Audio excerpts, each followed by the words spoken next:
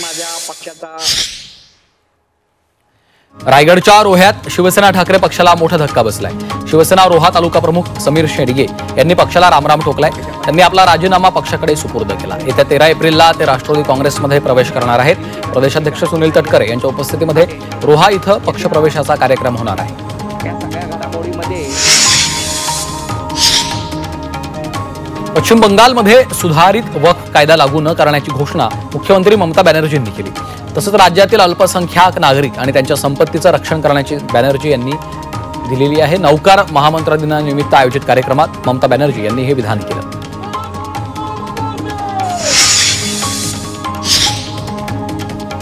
राज्यपाल सीपी राधाकृष्णन यांनी निधी वाटपाला मंजुरी दिली आहे। राज्याच्या तिजोरीवर अतिरिक्त आर्थिक भार येऊ नये यासाठी अर्थसंकल्पात 60% निधी वितरित करण्यात येणार आहे। जाहीर केलेल्या कल्याणकारी योजनांमुळे राज्याच्या तिजोरीवर भर पडला आहे।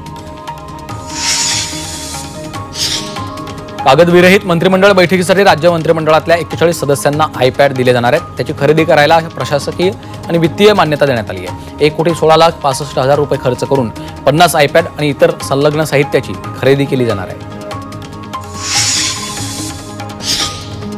डेडलाईन जवळ आली म्हणून कसंही काम करू नका असा इशारा आदित्य ठाकरेंनी कंत्राटदारांना दिला। रस्त्यांच्या कामाचं जिथं नारळ फोडलंय तिथं काम सुरू करा। मंत्र्यांनी त्यांचे खिसे भरलेत मात्र रस्त्यात माल भरला नाही असा आरोप देखील आदित्य ठाकरेंनी केलाय। केंद्र सरकारच्या गॅस दरवाढी विरोधात सांगलीमध्ये शिवसेना ठाकरे पक्षानं आंदोलन केलं। रस्त्यावर चूल मांडत भाकरी थापून केंद्र सरकारच्या गॅस दरवाढीचा निषेध केलाय। केंद्र सरकारकडनं गॅस सिलेंडरमध्ये 50 रुपयांची वाढ करण्यात आली आहे। आधीच महागाईच्या झळा सोसत असणाऱ्या सर्वसामान्यांवर आता ही दरवाढ अन्यायकारक असल्याचा आरोप केला जातोय। गोंदियात अदानी पॉवर समूहाच्या कामगारांच्या आंदोलनाला अखेर यश आलंय। कामगार 19% पगार वाढ अशा विविध मागण्यांसाठी उपोषणाला बसले होते। अखेर खासदार प्रशांत पडोळे यांनी अदानी प्रशासनाशी चर्चा केल्याने कामगारांच्या मागण्या मान्य झाल्या।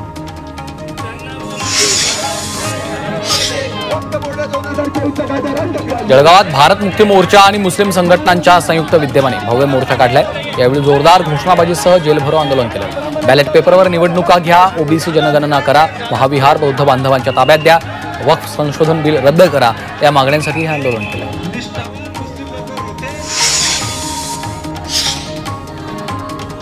साताऱ्याच्या महाबळेश्वरमधील चकदेव गावातल्या महिलांनी चूलबंद आंदोलन केलंय। महावितरण कार्यालयाच्या समोर विजेच्या मागणीसाठी हे आंदोलन करण्यात आलं। वीज पुरवठा वारंवार खंडित होत असूनही अधिकारी दुर्लक्ष करतायत असा आरोप ग्रामस्थांनी केलाय।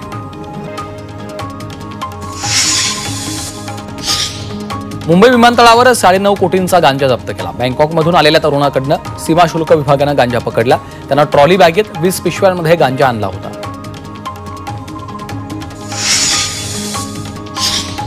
सीएसएमटी परिसरातील अनधिकृत दुकानं मुंबई मनपानं हातोडा फिरवलाय। साबू सिद्दीक मार्ग ते कर्नाक बंदर पुलापर्यंतच्या रस्त्यावरील जवळपास 25 दुकानं मनपानं जमीनदोस्त केली आहेत।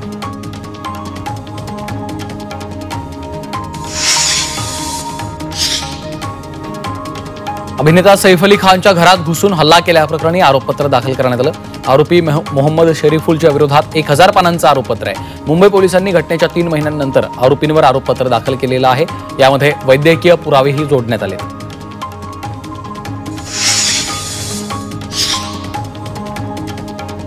स्टँडअप कॉमेडियन कुणाल कामरानं उपमुख्यमंत्री एकनाथ शिंदेंवर विडंबनात्मक गाणं तयार केलं। या प्रकरणी हे गाणं अपलोड करणाऱ्या किंवा शेअर करणाऱ्यांवर कारवाई नको असं मुंबई उच्च न्यायालयानं म्हटलंय।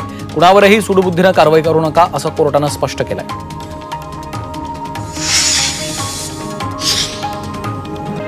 मुंबईतल्या ड्रग्ज प्रकरणाचा तपास करणाऱ्या DRIच्या पथकानं लातूरमधल्या रोहिणा परिसरात छापा टाकला। यामध्ये 5 आरोपींना अटक केली होती तर 2 आरोपींना मुंबईतून ताब्यात घेतलेलं आहे। त्यांना चाकूर न्यायालयामध्ये हजर करण्यात आलं। न्यायालयानं त्यांना 14 दिवसांची न्यायालयीन कोठडी सुनावलेली आहे तर इतर आरोपींनाही याआधी न्यायालयीन कोठडीत हलवलंय। सोलापूरमध्ये भावानं खून केल्याचा खोटा कॉल केल्याप्रकरणी तरुणावर गुन्हा दाखल केला। या तरुणानं पोलिसांच्या 112 या नंबरवर कॉल करून गणेश टेक्सटाईल MIDC मध्ये आपल्या भावानं खून केल्याची खोटी माहिती दिली होती।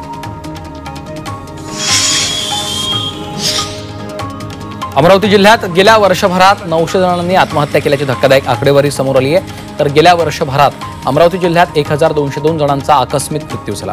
900 आत्महत्यांपैकी 70% पुरुष तर 30% महिलांच्या आत्महत्या केल्याचं धक्कादायक वास्तव समोर आलं. मुंबईमधून अमरावतीमध्ये ड्रग्जची तस्करी करणाऱ्या तिघांना अमरावती पोलीस आयुक्तांच्या स्पेशल स्क्वॉडनं बडनेरा अकोला मार्गावर अटक केली. त्यांच्याकडनं 40.34 ग्रॅम MD ट्रकसह 3 मोबाईल असा 8,32,000चा मुद्देमाल जप्त केला आहे. धाराशिवमध्ये 4 चाकी गाड्यांना अडवून प्रवाशांना मारहाण करण्यात आली आहे. 5 ते 6 जणांच्या टोळीनं 4 ते 5 गाड्यांना अडवून प्रवाशांना मारहाण केली. या चोरट्यांच्या टोळीनं प्रवाशांकडनं सोनं, मोबाईल आणि इतर वस्तू लुटून नेल्या आहेत. या घटनेमुळे परिसरात भीतीचं वातावरण निर्माण झालंय.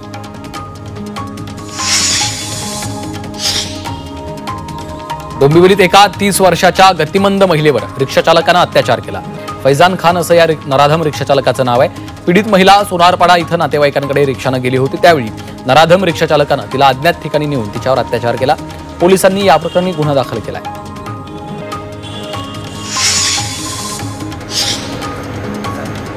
जळगावात एकाच रात्री चोरट्यांनी 3 महागड्या कार चोरी केल्यात. या चोरीची घटना सीसीटीव्हीमध्ये चित्रित झाली.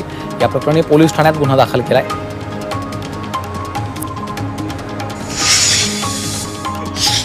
नंदुरबारच्या शहादा सारंगखेडा रस्त्यावर बंदुकीचा धाक दाखवून ट्रक लुटलाय. चोरट्यांनी ट्रक चालकाचे मोबाईल आणि रोख रक्कम 50,000 रुपये लंपास केले. दरम्यान ट्रक चालक आणि गावकऱ्यांच्या सहाय्यानं एका चोरट्याला पकडण्यात यश आलंय. नाशिकमधल्या नागरिकांना चोरीचा मुद्देमाल हस्तांतरण करण्यात आलाय. तब्बल 1,32,00,000 रुपयांचा मुद्देमाल फिर्याददारांना परत दिलाय. मोबाईल, दागिने, वाहनं यासह महागड्या वस्तू नागरिकांना परत देण्यात आल्या.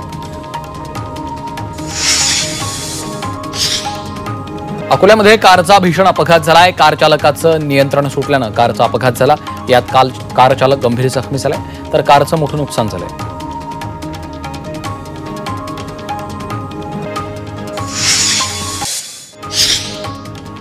नाशिकमधल्या धरणात 38% पाणीसाठा शिल्लक राहिला. गेल्या वर्षीच्या तुलनेत 9% पाणी अधिक आहे. तरीही बाष्पीभवनामुळे धरणातला पाणीसाठा झपाट्यानं कमी होतोय. त्यामुळे अनेक भागात टँकरनं पाणी पुरवठा करण्यात येतोय.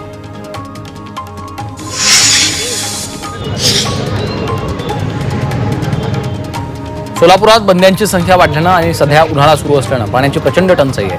त्यातच गेल्या 4 दिवसांपासून कारागृहात पाणी पुरवठा अत्यंत दूषित होतोय असा दावा जेल प्रशासनानं केलाय. सोलापूर जिल्हा कारागृह अधीक्षकांनी पत्राद्वारे हे स्पष्टीकरण दिलं.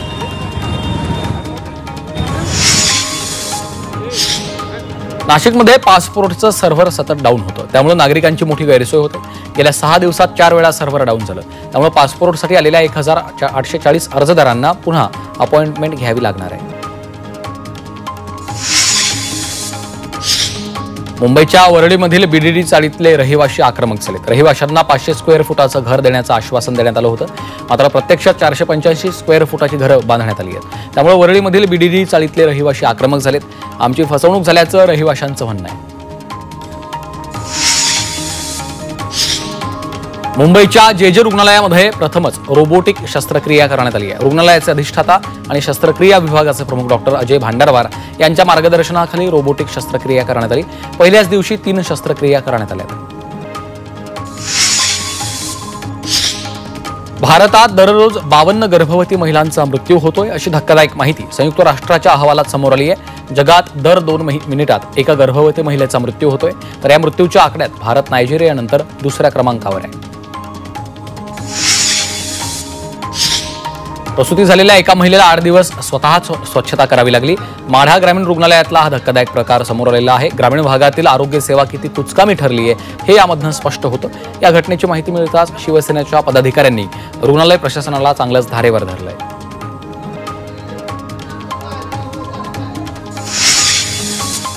आचार्य बाळशास्त्री जांभेकर पत्रकार सन्मान योजनेतल्या जाचक अटी शिथिल होणार आहेत. पत्रकार संघटनांच्या सूचना मागून योजनेतल्या सुधारणांबाबत प्रस्ताव सादर करण्याचे निर्देश मुख्यमंत्री देवेंद्र फडणवीस यांनी दिले.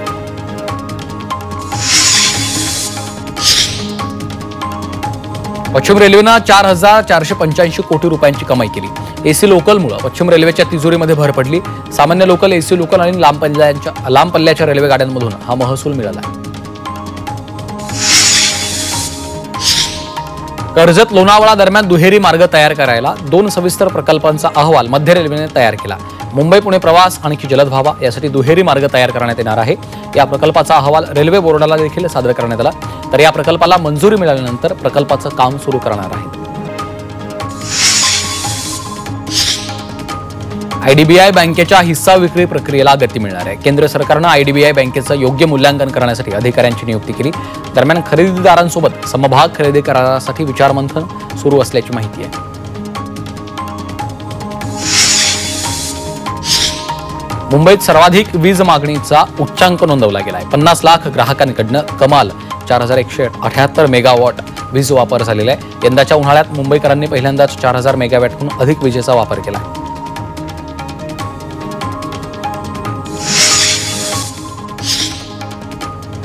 यंदाच्या गणेशोत्सवात पीओपी बंदीच्या निर्णयाची 100% अंमलबजावणी केली जाणार आहे. मुंबई बाहेरून पीओपी गणेश मूर्ती आणणाऱ्यांचा अटकाव केला जाणार आहे. ठाणे, रायगड आणि सिंधुदुर्गातून मुंबईत पीओपी मूर्ती येऊ नयेत यासाठी महापालिकेनं कंबर कसली आहे.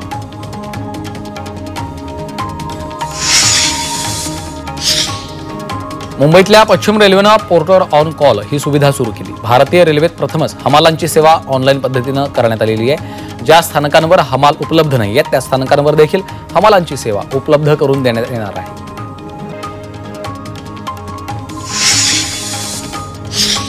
आता पीएफ काढताना चेकची गरज लागणार नाही. पीएफ काढताना कंपनीच्या मजुरांची देखील गरज नसणार आहे. त्यामुळे आर्थिक अडचणीच्या काळात तुमचा पीएफ काढणं सहज आणि सोपं होणार आहे. पीएफ काढण्यासाठी कर्मचारी थेट अर्ज करू शकतात आणि काही दिवसात कर्मचाऱ्यांना त्यांचा पीएफ मिळणार आहे. संभाजीनगर महापालिकेकडनं शहरातील मालमत्ता नियमित करण्यासाठी सवलतीची मुदत वाढवण्यात आली. गुंठेवारीसाठी पहिले 3 महिने 50% आणि पुढचे 3 महिने 25% सवलत दिली जाणार आहे. तर नवीन रेडी रेकनर दरानुसार नियमितीकरणाचं शुल्क आकारण्यात येणार आहे. पुण्यामध्ये पुन्हा एकदा सीएनजी दरात वाढ झाली आहे. सीएनजीचा दर प्रति किलो 89 रुपयांवरून 89.75 रुपयांवर झालाय. महाराष्ट्र नॅचरल गॅस लिमिटेड यांच्याकडनं पुणे शहर, पिंपरी चिंचवड तसंच चाकण, तळेगाव आणि हिंजवडी या लगतच्या भागात कॉम्प्रेस्ड नॅचरल गॅस दरात किरकोळ वाढ करण्यात आली आहे. त्यामुळे आता नागरिकांना सीएनजीसाठी जादा दर द्यावे लागणार आहेत.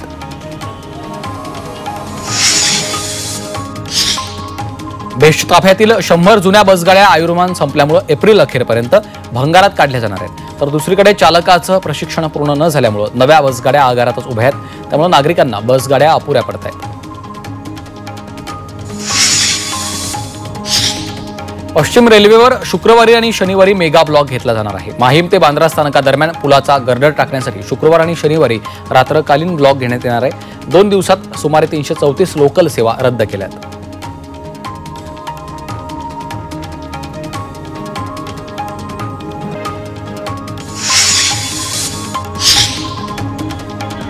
राजमाता जिजाऊ रथ यात्रा यवतमाळ शहरात दाखल झाली. मराठा सेवा संघ संचलित जिजाऊ रथ यात्रेचं लोहारा चौकामध्ये स्वागत केलंय. यावेळी मासाहेब जिजाऊ मातेच्या प्रतिमेला मराठा बांधवांनी पुष्पहार अर्पण करून अभिवादन केलेलं आहे. दरम्यान भगवे फेटे परिधान केलेल्या महिला रथयात्रेत सहभागी झाल्या.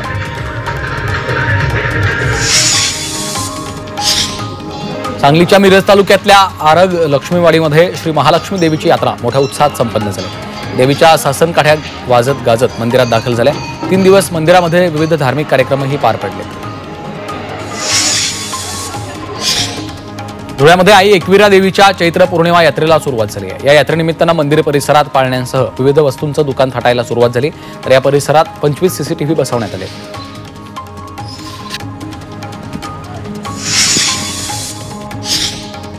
मावळमधील डोणे गावचं ग्रामदैवत डोणू आईच्या उत्सवानिमित्त विविध कार्यक्रमांचं आयोजन केलंय. हरिनाम सप्ताह आणि गाथा पारायण सोहळा सुरू आहे.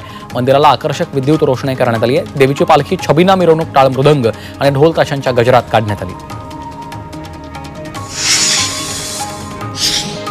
साताऱ्यामधील शिखर शिंगणापूरच्या श्री शंभू महादेवाची यात्रा मोठ्या उत्साहात पार पडली.